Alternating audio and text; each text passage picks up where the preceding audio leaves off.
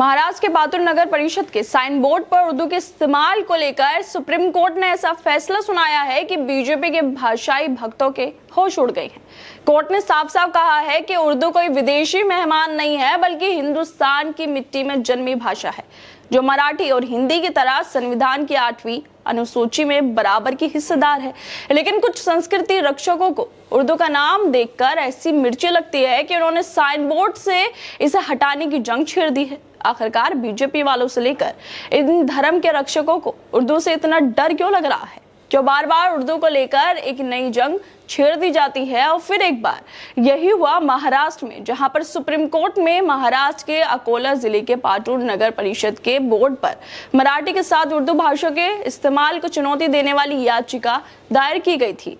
लेकिन supreme court ने अब इस याचिका को खारिज कर दिया है और साथ ही याचिकाकर्ता को और पूर्व नगर सेविका वर्षाताई संजय बगाड़े को भी हिदायतें दे डाली हैं।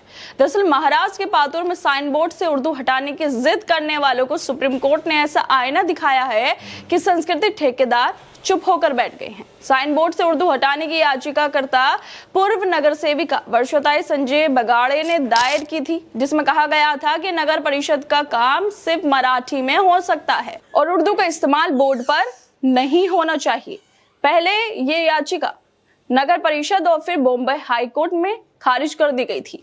बाद में याचिकाकर्ता सुप्रीम कोर्ट पहुंची थी, लेकिन अब सुप्रीम कोर्ट ने भी इनकी जो याचिका है उन्हें अच्छा खासा सबक भी सिखा दिया है और जो याचिका करता है उनको ज्ञान भी दे दिया है। लेकिन अब सुप्रीम कोर्ट ने भी वर्षाताई संजय बगाड़े को अच्छा खासा ज्ञान दे दिया है। सुप्रीम कोर्ट के जस्टिस सुधांशु धूलिया और जस्टिस के विनोद चंद्रन की बेंच ने फैसला सुनाते हुए कहा था कि भाषा किसी धर्म की नहीं है, बल्कि समुदाय, क्षेत्र और लोगों की होती है। भाषा संस्कृति होती है और समाज की सभ्यतागत यात्रा का मापदंड होती है। कोर्ट ने कहा कि उर्दू भाषा गंगा जमनी तहजीब की सबसे बढ़िया मिसाल है और इसका जन्म भारत की जमीन पर हुआ है। भाषा धर्म नहीं है और ये धर्म का प्रतिनिधित्व भी नहीं करती। भाषा किसी समुदाय और उसके लोगों की सभ्यता की प्रगति को मापने का पैमाना है। उर्दू के मामले में ये भी बात लागू होती है जो गंगा जमनी तहजीब का बेहतरीन नमूना है, या हिंदुस्तानी तहजीब जो उत्तरी और मध्य भारत के मैदानी इलाकों की मिलीजुली सांस्कृतिक प्रकृति है। अदालत ने कहा है कि नगर पालिका ने साइन बोर्ड पर उर्दू को बरकरार रखा जाएगा क्योंकि कई स्थानीय निवासी इस भाषा को समझते हैं। नगर परिषद सिर्फ इतना करना चाहती थी कि प्रभावी संचार किया जा सके। कोर्ट ने आगे कहा कि उर्दू के खिलाफ पूर्वाग्रह इस गलत धारणा से उपजा है कि उर्दू भारत के लिए विदेशी है। हमें डर है कि ये राय गलत है क्योंकि मराठी और हिंदी की तरह उर्दू भी एक इंडो आर्यन भाषा है। एक ऐसी भाषा है जिसका जन्म इसी धरती पर हुआ है। सुप्रीम कोर्ट की उर्दू को लेकर इस टिप्पणी के बाद सोशल मीडिया पर भी प्रतिक्रियाएं आना शुरू हो गई हैं। पत्रकार अभिषेक उपाध्याय लिखते हैं कि सुप्रीम कोर्ट के इस आदेश का स्वागत करना चाहिए। आखिर उर्दू से चिढ़ कैसी? ये एक बेहद ही मीठी जुबान है जिसकी पूरी जिस्म में हिंदुस्तानी तहजीब सांसें लेती आई है। जिन्होंने मीर को पढ़ा, ना गालिब को, ना ज़ौक़ को, ना खुसरो को और ना फैज से वाकिफ हैं, वो फिराक से कैसे वाकिफ हो सकते हैं? जिन्होंने बस एक जाति विशेष की सत्ता के लिए दिन रात हिंदू मुस्लिम करने की से अलावा कुछ नहीं किया है, वो भला उर्दू को क्या समझ सकते हैं? जो लोग हिंदू मुसलमान करते फिरते हैं, उन लोगों को सुप्रीम कोर्ट का ये करारा जवाब दिया गया है। जिन लोगों को सिर्फ हिंदू मुसलमान ही दिखता है, वो लोग चाहते हैं कि देश में बस किसी भी तरीके से नफरत फैलती रहे, दोनों समुदाय के बीच के जो हिंसा है वो बढ़ती रहे। लेकिन सुप्रीम कोर्ट ने इस नफरती लोगों को और जिस तरह से उर्दू का जो लोग विरोध कर रहे हैं उन पर लगाम लगा दी है। इससे पहले भी फरवरी 2025 में उत्तर प्रदेश विधानसभा चुनाव में समाजवादी पार्टी पर निशाना साधते हुए मुख्यमंत्री जो हैं उत्तर प्रदेश के योगी आदित्यनाथ, उन्होंने उर्दू को लेकर ऐसे ही विवादित बयान दिया था। उन्होंने कहा था कि ये लोग बच्चों को उर्दू पढ़ाना चाहते हैं और उन्हें मौलवी बनाना चाहते हैं।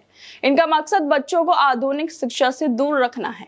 हमारी सरकार बच्चों को संस्कृत, विज्ञान और तकनीक सिखाएगी ताकि ये देश का भविष्य बने, ना कि मौलवी बनकर रह जाए। वैसे भी उत्तर प्रदेश में योगी आदित्यनाथ ने इतना विकास करवा दिया है कि बस इनको अब उर्दू से ही दिक्कत बची है। उत्तर प्रदेश में लोगों के पास 10-12 नौकरियां हैं। इस वजह से योगी अब उर्दू की जगह बच्चों को संस्कृत, विज्ञान और तकनीक सिखाना चाहते हैं। उत्तर प्रदेश में पहले से ही युवा परेशान है। सड़कों पर प्रदर्शन कर रहे हैं और योगी आदित्यनाथ उर्दू को लेकर बयान दे रहे हैं। योगी के बाद ही अब महाराष्ट्र में भी जिस तरह से साइन बोर्ड पर उर्दू को हटाने की मांग की जाने लगी है, लेकिन अब सुप्रीम कोर्ट ने इस पर लगाम लगा दी है। इस मामले को लेकर कांग्रेस नेता कुंवर दानिश अली भी लगते हैं कि उर्दू इस धरती की पैदाइश है और गंगा जमनी तहजीब का एक बेहतरीन नमूना है। काश माननीय सुप्रीम कोर्ट की ये टिप्पणी योगी आदित्यनाथ का दिल परिवर्तित कर दे, उनकी आंखें खोल दे, जो उर्दू को कठमुल्लों की जुबान समझते हैं, उर्दू के खिलाफ एक मुहिम छेड़े हुए हैं। वैसे सुप्रीम कोर्ट को सिर्फ महाराष्ट्र ही नहीं बल्कि बीजेपी के नेताओं के उर्दू को लेकर विवादित बयानों पर भी टिप्पणी जरूर करनी चाहिए। उन्हें सख्त हिदायत भी देनी चाहिए ताकि ये लोग हिंदू मुसलमान करने की जगह विकास की बात कर सके। खैर दोस्तों, जिस तरह से पहले योगी आदित्यनाथ ने चुनाव में कहा था कि उर्दू कठमुल्लों की भाषा है, सिर्फ मौलवी मनाती है, जैसे कि उत्तर प्रदेश का तो वैसे भी बहुत विकास हो चुका है, सारे बच्चे वहां पे साइंटिस्ट निकलते हैं, बड़े बड़े ओहदों पर बैठे हैं, युवा परेशान है उत्तर प्रदेश के अंदर, नौकरियों को लेकर प्रदर्शन कर रहे हैं, लेकिन उसके बावजूद भी जो योगी आदित्यनाथ हैं वो उर्दू और हिंदी की जो जंग है, सियासी जंग, उसमें फंसे हुए हैं ताकि सत्ता में फायदा हो सके। और दूसरी तरफ अब महाराष्ट्र में जिस तरह से साइन बोर्ड को लेकर, उर्दू हटाने को लेकर ये मामला सामने आया है, मगर सुप्रीम कोर्ट ने भी उस साइन बोर्ड वाले मामले पर अब लगाम लगा दी है। आप लोगों को क्या लगता है, जिस तरह से देश का माहौल बनता जा रहा है उर्दू को लेकर, अब सुप्रीम कोर्ट का जो बयान आया है वो वाकई इन नफरतों पर और जिस तरह से उर्दू के खिलाफ, मुसलमानों के खिलाफ हिंसा पूरी फैलाई जा रही है, उस पर लगाम जरूर लगाता है। आप लोगों को क्या लगता है इस वीडियो को लेकर? हमें अपनी राय जरूर दें और बाकी तमाम खबरों को देखने के लिए जुड़े रहिए हमारे साथ।